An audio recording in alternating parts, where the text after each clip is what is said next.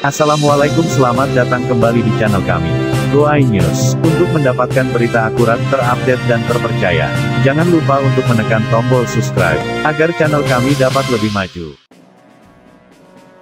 Invasi Rusia di Ukraina sudah berlangsung sebulan. Berbagai dialog pun terus diupayakan antara kedua negara guna mengakhiri peperangan. Namun, serangkaian dialog yang telah berlangsung masih belum membuahkan hasil. Rusia juga masih terus menggempur sejumlah wilayah di Ukraina. Terlepas dari anggapan, berikut rangkuman situasi terkini Rusia vs Ukraina, Jumat, tanggal 25 Maret tahun 2022 pagi. 1. NATO klaim 15.000 tentara Rusia tewas 1 bulan invasi ke Ukraina. Dua pejabat militer NATO mengatakan pihaknya memprediksi ada 15.000 pasukan Rusia yang tewas selama sebulan invasi di Ukraina, Rabu, 23/30/2022. Estimasi yang kami miliki dari apa yang disampaikan orang Ukraina, apa yang Rusia biarkan kami ketahui, secara sengaja atau tidak, karena kesalahan terjadi saat perang, dan dari intelijen yang kami dapatkan dari sumber terbuka, kami berpikir Rusia telah kehilangan 7.000 sampai maksimal 15.000 pasukan karena kematian, kata salah satu pejabat, Rabu, tanggal 23 Maret tahun 2022. Secara statistik dalam konflik, saat satu tentara Anda tewas, Anda secara umum memiliki 3 tentara terluka, jadi kita mengalaminya 4 kali lipat. Saya akan mengatakan ada 30.000 hingga 40.000 kehilangan karena tewas dalam aksi, terluka dalam aksi, tawanan perang menghilang. Anda tidak tahu apa yang terjadi pada tentara, kata pejabat tersebut. 2. Barat anti-RI soal keberatan jika Rusia hadiri pertemuan G20. Negara Barat disebut merasa keberatan jika perwakilan Rusia hadir di rangkaian KTT G20 tahun ini yang ada dalam kepemimpinan Indonesia.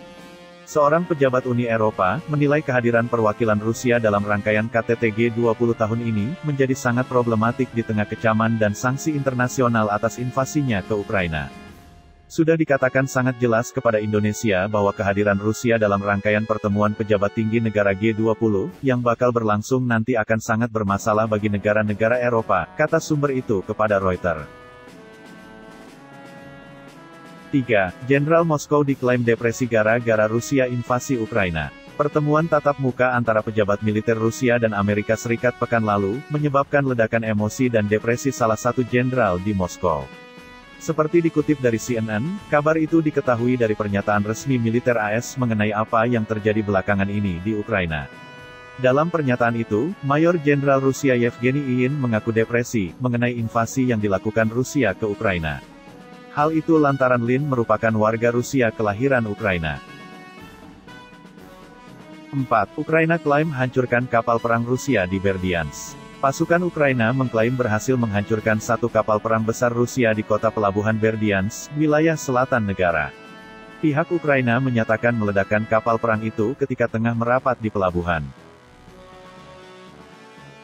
5. NATO akan balas Rusia jika pakai senjata kimia di Ukraina. Negara-negara yang tergabung dalam Fakta Pertahanan Atlantik Utara NATO berjanji akan membalas jika Rusia menggunakan senjata kimia di Ukraina. Mengutip dari AFP, Presiden Amerika Serikat Joe Biden menyebut tindakan balasan nanti tergantung bagaimana Rusia menggunakan senjata kimia.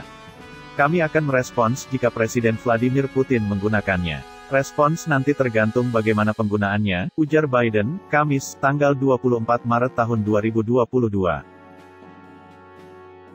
Cukup sekian informasi pada hari ini.